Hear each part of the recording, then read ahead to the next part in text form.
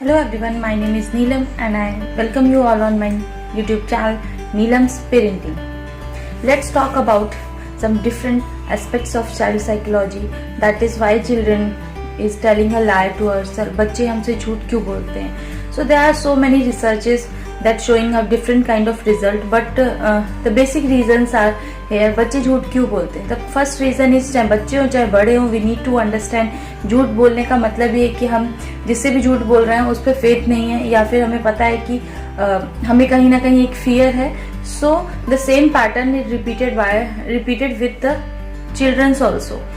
वो हमसे झूठ बोलते हैं because they are not having a faith. उन्हें वो भरोसा नहीं है कि जिस तरीके से वो अपनी बातों को हमारे सामने रखेंगे हम भी उनकी बातों को वैसे ही लेंगे.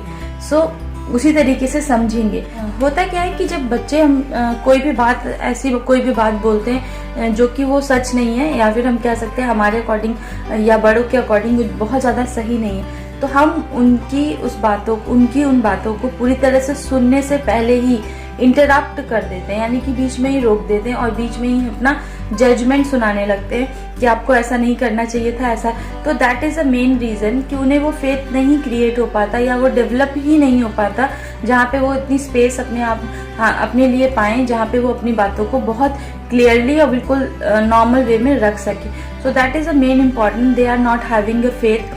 सो as a parent what we do, we need to create that faith. एक फ्रेंडली बिहेवियर होना चाहिए बच्चों के साथ, जहाँ पे वो अपनी गलतियों को भी शेयर कर सकें. हम लोग कई लोगों के बारे में पढ़ते हैं जो लोग बहुत ज्यादा नेम फेम जिनका है, but also they have also done so many mistakes. उन्होंने भी अपनी लाइफ में बहुत सारी मिस्टेक्स की हैं. तो वी नीड टू अंडरस्टैंड, बहुत नॉर्मलाइज करना होगा हमें इस बिहेवियर को, और बच्चों के सामने हमें ये प्रेजेंट करना. ऐसा होता है, गलतियां सबसे होती हैं.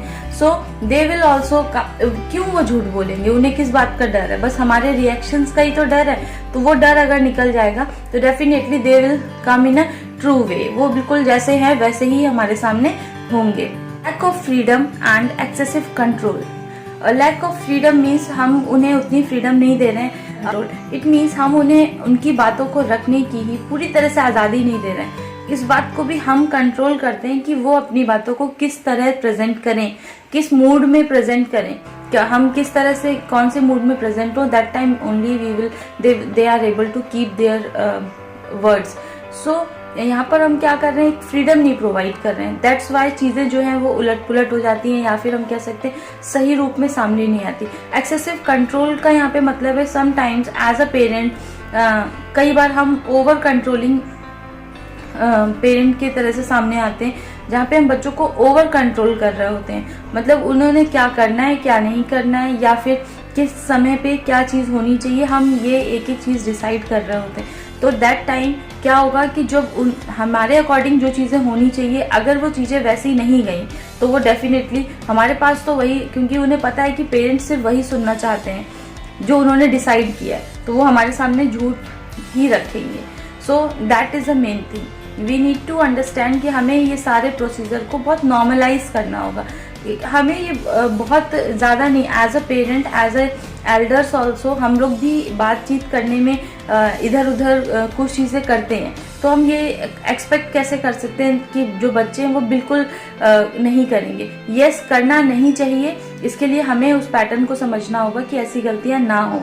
जब हम उन्हें वो फ्रीडम देंगे तो उन्हें कोई फियर नहीं होगा, या उन्हें हम पे भरोसा होगा कि हाँ इट्स टोटली फाइन अगर मैंने कोई गलती की भी है तो. They feel judged और fear of criticism. Judged का मीन्स एज अ पेरेंट सबसे इम्पॉर्टेंट है. लाइफ में 2-3 ही रिश्ते ऐसे होते हैं जहाँ पर उन्हें जजमेंटल नहीं होना है. हमें एज अ पेरेंट उनका फ्रेंड बनना है, ना कि बहुत बड़ा जजमेंट. कई बार क्या होता है कि जब बच्चे हमसे कुछ शेयर करते हैं हम उसे सुन लेते हैं और उस पर अपना जजमेंट देते हैं, और फिर कई बार तो ऐसा भी हो जाता है. So many times I heard about it कि जब वो बात नहीं भी हो रही होती, बच्चों ने कुछ और गलती की, दैट टाइम ऑल्सो पेरेंट पुरानी बातों को लेकर के उन्हें वो क्रिटिसाइज कर रहे होते हैं, जाने अनजाने ही सही. वी नो कि हमारा इंटेंशन ये नहीं होता, हम चाहते हैं कि बच्चे वो गलतियां दोबारा से नहीं करें, लेकिन जो ये क्रिटिसिज्म है ये हेल्दी नहीं है. So the reason is only this कि बच्चे नेक्स्ट टाइम हमें बताएंगे ही नहीं। क्यों बताएंगे? क्योंकि उन्हें पता है कि क्या होगा, क्रिटिसाइज किया जाएगा। So that we need to understand, यहाँ पर हमें भी बच्चों के साथ उन्हें इतना भरोसा होना चाहिए, जब हमने पेरेंट्स को कोई बात बताई, उन्होंने उसको सुना, समझा, करेक्ट किया, उसके बाद वो बात रिपीट नहीं होनी चाहिए एज अ क्रिटिसाइज्ड वे में। मतलब हम उन्हें उनके ताने ना दें कि आपने उस टाइम पे भी ऐसे किया था, उस टाइम पे भी। तो क्या होगा, हमारे और उनके बीच में एक अच्छा, एक हेल्दी रिलेशनशिप क्रिएट हो जाएगा। So that is a very core point कि अगर हम इस तरह की रिलेशनशिप्स बिल्ड करेंगे, उन छोटी छोटी बातों का ध्यान रखेंगे, डेफिनेटली बच्चों को झूठ बोलने की जरूरत ही नहीं पड़ेगी। इवन हमारा और बच्चों का एक रिलेशन जो होगा वो बहुत ही हेल्दी रिलेशनशिप क्रिएट होगा। जब भी बच्चों ने झूठ बोला और अगर हमने उन्हें पनिश कर दिया, तो वो बहुत कम पसंद करेंगे सच को बोलना, क्योंकि हम उसके कोर पे नहीं गए कि उन्होंने झूठ क्यों बोला। हमने क्या कर लिया, हम झूठ सुनना नहीं चाहते, तो उसकी जगह पे सच बोलने की हिम्मत उनमें नहीं है। तो बीच का जो गैप था वो हमने नहीं फिल किया। I hope genuinely with the cooperative way we can only fill that gap. Get your child confidence while you modelling a lie और एनकाउंटर अ lie।